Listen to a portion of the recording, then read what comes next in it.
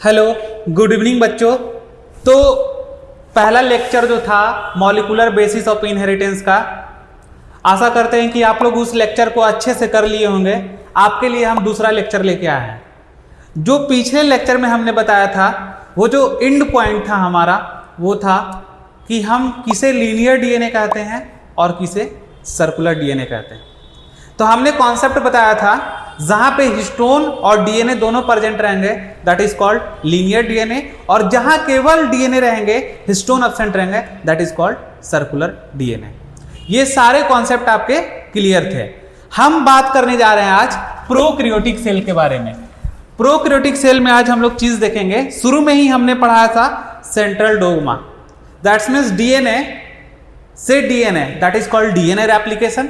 DNA से RNA बना, that is called transcriptions, and transcription से बना translation, that is called translations. Now RNA से आरएनए बनेगा, that is called RNA replications, but यही RNA से डीएनए बनेगा, that is called reverse transcriptions, और इसी को बोलते हैं हम लोग टेमेनिज्म्स। तो ये सारा चीज हम लोग का क्लियर था। हम आज पढ़ने जा रहे हैं प्रोकैरियोटिक और यूकैरियोटिक के बारे में थोड़ा देखेंगे। हमने बताया था प्रोकैरियोटिक सेल और यूकैरियोटिक सेल के बारे में। प्रोकैरियोटिक सेल में देखेंगे कि जो हमारा साइटोप्लाज्म और न्यूक्लियोप्लाज्म का कोई कंपार्टमेंट नहीं होता है, बट यूकैरियोट के केस में देखेंगे यहां पे दो कंपार्टमेंट पाए जाते हैं, न्यूक्लियस और साइटोप्लाज्म। लेकिन बात करें प्रोकैरियोट में, तो यहां पे कोई कंपार्टमेंटल डिविजन्स नहीं होता है। एनसीईआरटी इसी चीज को बहुत अच्छे से एक छोटे वर्ड में लिख के निकल गया है, जिसको काफी गौर से समझना रहता है। आप जब मैं पढ़ा दूंगा तो आप जाके उस एनसीईआरटी के लाइन को जरूर ध्यान देना, और मैं एनसीईआरटी के बारे में बताऊंगा। तो मैं बोल रहा हूं कि एक छोटा सा पॉइंट्स दिया है कि ट्रांसलेशंस या transcriptions and translations coupled in bacteria. NCERT ने स्मार्टली लिखा कि transcriptions and translations coupled in bacteria, but इन्होंने क्लियर नहीं किया इस पॉइंट्स को। इन्होंने बस एक वर्ड लिख दिया, दैट इज कॉल्ड कपल्ड। क्या लिख दिया बच्चों? कपल्ड। इन कहां लिखा? तो इन बैक्टीरिया। और इन बैक्टीरिया में क्या लिखा? तो ट्रांसक्रिप्शन, मतलब ट्रांसक्रिप्शन जैसे हो रहा तो डीएनए से क्या बना होगा? आरएनए बना होगा। और एक वर्ड लिख दिया ट्रांसलेशन, और इस ट्रांसलेशन का मतलब होता है बच्चों आरएनए से क्या डीएनए से बन जाएगा आपका ट्रांसलेशन। तो आरएनए से बना बच्चों आपका प्रोटीन्स। क्या बन गया? प्रोटीन्स। यही चीज तो लिखा कपल्ड। जैसे ये कपल्ड का बात किया बच्चों, इस कपल्ड का मतलब हम लोग समझेंगे ट्रांसक्रिप्शन और कौन? Translation. Both occur in the one compartments, मतलब एक ही कंपार्टमेंट में ट्रांसक्रिप्शन भी चल रहा और ट्रांसलेशन भी चल रहा। जब दोनों एक ही कंपार्टमेंट में चलेगा तो इस रिएक्शंस को बोलेंगे कपल्ड। लेकिन कहां चल रहा है बच्चों? बैक्टीरिया। इनडायरेक्टली एनसीईआरटी ने क्या लिखा? इस बैक्टीरिया को वो लिख सकता था प्रोकैरियोट, लेकिन एनसीईआरटी में क्या लिखा गया बताओ? बैक्टीरिया। अब बच्चों समझ में आ रहा होगा, ये इनडायरेक्टली कहना चाह रहा कि प्रोकैरियोटिक सेल में ट्रांसक्रिप्शंस और ट्रांसलेशंस एक ही जगह पे होता है, इसलिए इसको कपल्ड बोलते हैं। और प्रोकैरियोटिक का बेस्ट एग्जांपल है हमारा बैक्टीरिया। तो देखते हैं बच्चों, ये है हमारा प्रोकैरियोटिक सेल, और हम किसके बारे में बता रहे हैं? बैक्टीरिया के बारे में। ये हमारा प्रोकैरियोटिक सेल हुआ, और ये प्रोकैरियोटिक सेल में साइटोप्लाज्म हुआ, और यहां पे क्या है? डीएनए। बट देखो बेटा, डीएनए है, डीएनए से डीएनए तो बना होगा, दैट इज कॉल्ड रेप्लिकेशंस। लेकिन ये डीएनए से कहां बना? आरएनए। कहां पे बना था बताओ? तो डीएनए से जब ये आरएनए बना होगा तो साइटोप्लाज्म में बना। ये जो दिस इज कॉल्ड क्या? साइटोप्लाज्म। ये डीएनए से जो आरएनए बना, ये साइटोप्लाज्म में बना। अब यही आरएनए से क्या बना बच्चों? तो प्रोटीन्स बन गया। क्या बन गया? प्रोटीन्स। तो ये भी कहां बना? तो ये भी साइटोप्लाज्म में बना। तो जब डीएनए से आरएनए बना तो ट्रांसक्रिप्शन कहलाया होगा, ट्रांसक्रिप्शन। और जब ये आरएनए से प्रोटीन्स बना इस सेल में तो क्या कहलाया बताओ? ट्रांसलेशन। जब ये ट्रांसक्रिप्शन और ट्रांसलेशन एक ही कंपार्टमेंट में चल रहा, दिस इज कॉल्ड साइटोप्लाज्म। और इस जब दोनों रिएक्शंस एक साथ चल रहा, इसी को एनसीईआरटी ने लिखा कपल्ड इन बैक्टीरिया। आप एनसीईआरटी में अच्छे से खोजना, आपको मिलेगा ये लाइन, और खोज के अगले कमेंट में जरूर बताइएगा। आप लोग जरूर कमेंट करिएगा मेरे वीडियो पे, ये चीज कहां मिला और था कि नहीं था, कि coupled in bacteria transcription and translation, that is called DNA and RNA. और क्या हो गया बताइए, आरएनए से प्रोटीन्स बना। तो मेरा कहने का मतलब है कि हम एक सेल लेते हैं, ये हमने लिया एक यूकैरियोटिक सेल। कौन सा सेल लिया बच्चों? Eukaryotic cell. बट इस यूकैरियोटिक सेल में देखो यहां पे कंपार्टमेंट का डिवीजन है, ये न्यूक्लियोप्लाज्म है तो ये साइटोप्लाज्म है। तो न्यूक्लियोप्लाज्म में क्या चला होगा, तो डीएनए से आरएनए बना। क्या बना? डीएनए से आरएनए बना। चलो हम इसको समझाते हैं अच्छे से बच्चों। चलिए देखते हैं। हम एक यूकैरियोटिक सेल लेते हैं बच्चों, ये हमारा एक यूकैरियोटिक सेल है, और इस यूकैरियोटिक सेल में ये न्यूक्लियस है। कौन सा चीज है? तो न्यूक्लियस है। और यहां पे ये इसके यहां जो है इस सराउंडिंग में, that is called cytoplasm. Cytoplasm. अब क्या हुआ, जब हम यूकैरियोटिक का बात कर रहे हैं बच्चों, तो प्रोकैरियोटिक तो हमने पढ़ लिया, लेकिन जब यूकैरियोटिक का बात कर रहे हैं तो इस न्यूक्लियस के अंदर में डीएनए से क्या बन गया था बताओ? आरएनए। तो न्यूक्लियस के अंदर क्या चला बताओ? ट्रांसक्रिप्शन। और यही आरएनए बाहर निकल के फिर क्या बनाया बताओ? प्रोटीन्स। क्या बना दिया बताओ? प्रोटीन्स बना दिया। तो अब देखो ट्रांसक्रिप्शन चला हमारा कहां बताओ? न्यूक्लियोप्लाज्म में। और क्या बोल सकते हैं? न्यूक्लियस में।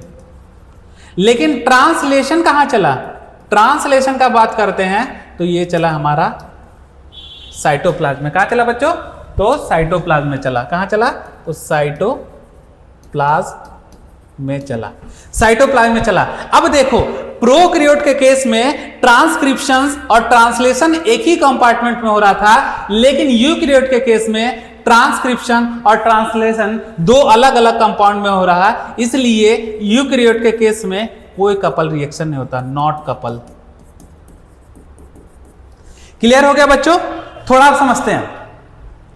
प्रोकैरियोटिक सेल में न्यूक्लियोप्लाज्म और साइटोप्लाज्म का डिवीजन नहीं होता है अच्छे से, तो यहां पे क्या होता है? ट्रांसक्रिप्शन और ट्रांसलेशन एक ही कंपार्टमेंट में चलते हैं, और इसको एनसीईआरटी लिख देता है कपल्ड रिएक्शंस। बट यूकैरियोट के केस में बात करते हैं बच्चों, तो यहां पे कंपार्टमेंट का डिवीजन होता है, तो न्यूक्लियस के अंदर चलता है हमारा ट्रांसक्रिप्शन और साइटोप्लाज्म में चलता है हमारा ट्रांसलेशन। इसलिए यूकैरियोट के केस में कोई कपल्ड रिएक्शंस नहीं होता है, प्रोकैरियोट के केस में कपल्ड रिएक्शंस होता है। समझ में आ गया होगा बच्चों इतना थ्योरी आप लोग को? ये बहुत इंपॉर्टेंट कॉन्सेप्ट है, छोटा कॉन्सेप्ट है लेकिन बहुत अच्छा कॉन्सेप्ट है, इसको आप लोग ध्यान से देख लेंगे।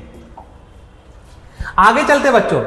डिस्कवर बाय, देखो न्यूक्लिन एक टर्म है गिवन बाय, कौन दिया था? एफ मेस्चर। ये कब दिए थे? 1869 में। ये न्यूक्लिन आया कहां से? तो एफ मेस्चर साहब जब एक्सपेरिमेंट कर रहे होंगे 1869 में, इन कहां बताओ? Nucleus. Nucleus of pus cell. ये पस सेल कहां से आया बच्चों? तो पस सेल, कहीं चोट लग गया आपको और वहां पे कौन आ गया बताइए? पस सेल। और इस पस सेल के अंदर पाया गया न्यूक्लिन, और न्यूक्लिन रहता है न्यूक्लियस के अंदर।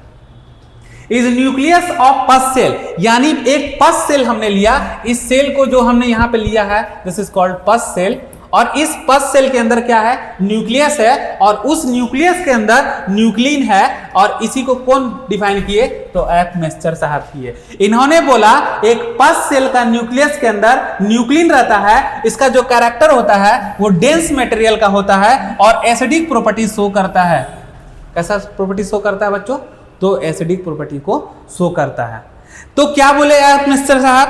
एफ मेस्चर साहब 1869 में यही बोले कि हम किसी एक सेल को लेते हैं जिसमें चोट लग गया, उस सेल के अंदर पस हो गया, उस पस सेल का न्यूक्लियस को लेते हैं, और उस न्यूक्लियस के अंदर न्यूक्लिन होता है, और उस न्यूक्लिन का प्रॉपर्टीज होता है एसिडिक प्रॉपर्टीज।